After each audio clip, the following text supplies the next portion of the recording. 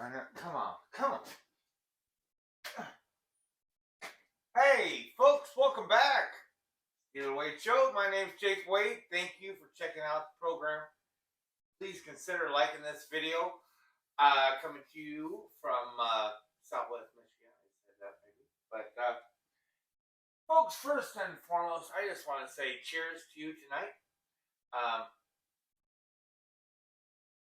If you believe in a God, Lord knows you need it. Steeler Nation, we are reeling. Whoa! So, I hope your weekend is a little softer than the last 5 days. I was getting ready to do a little this podcast.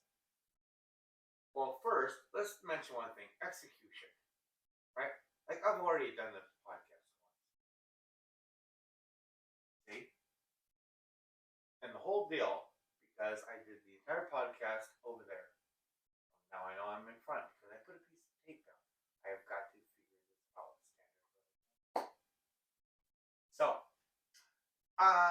like I said, please consider pressing like. I'm wiping off the my whiteboard, for my notes and stuff. And as I'm wiping it off, it's the same crap is what I was writing about the loss to the Cardinals. Tough loss.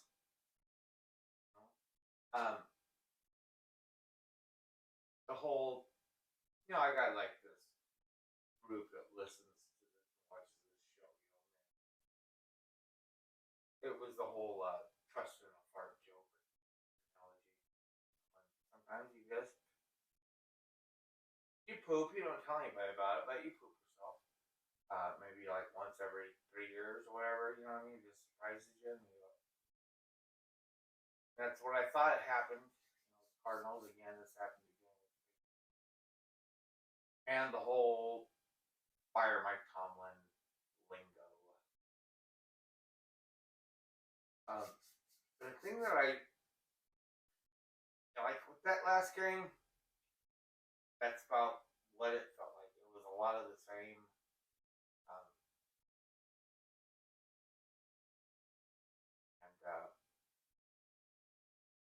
A shitty part, as far as what I thought, is that the damn game, even with all the poop, with all that poop, it was completely winnable. You know what I mean? It was like we weren't 11 points. I mean, we are an NFL offense. I don't care about not being able to do 21 and this and that. 11 points. I mean, and then we get a 2-point conversion, and it's just that's hard. That's hard. That the winnable aspect of it. I'm not going to go too much in that last game because it hurt too much. It was terrible. But I do want to tip my hat to Isaac. When I saw him coming out on the line, I was just like, my eyes started watering up. Because I'm like, we do have a Steeler. You know what I mean? And then the way that Landon Roberts played, he is a Pittsburgh Steeler. We have a pair. That might be the great. I've said in other podcasts that I'm not a big fan of the chanting. Like, you can do your shit like you want, like with these small events, the Capitol and Provo and the hockey arena and things like that. It's alright. But when you're doing it inside of our sponsored stadium, like, the world is looking at you as the city of Pittsburgh. Because, how else do you get a ticket there? Because, I'm not poor. I'm a union carpenter. I'm a journeyman union carpenter. My wife has a decent job with the county. And I can't afford to get tickets to the game Saturday in Indianapolis yet. I'm going to try, who knows? Anybody with a warm butthole has a way of making money. But,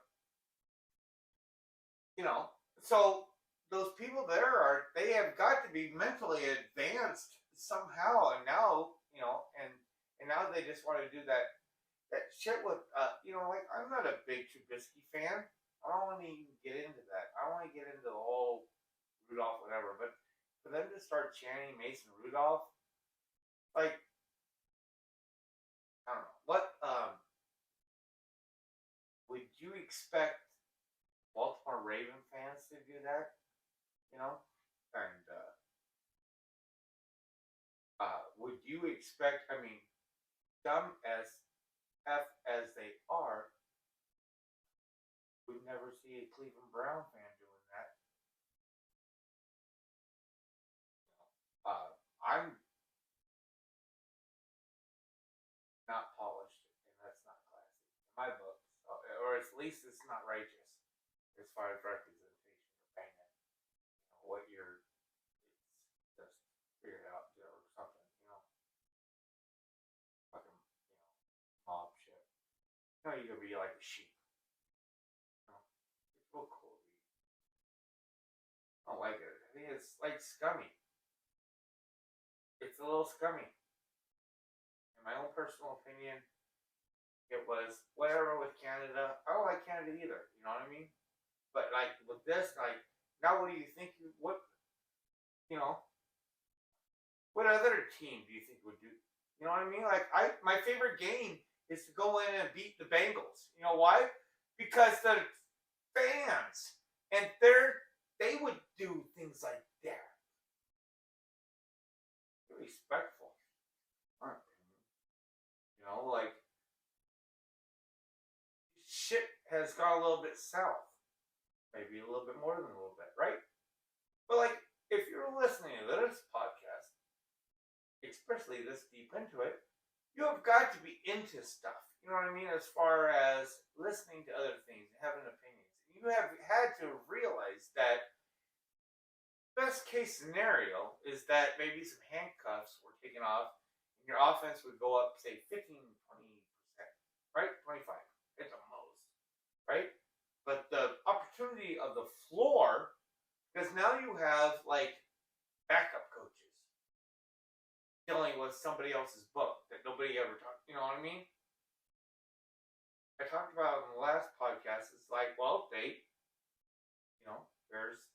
one of the things that happens when you have it's hard, and now we have it again. Those are some whack plays that were done. I don't know.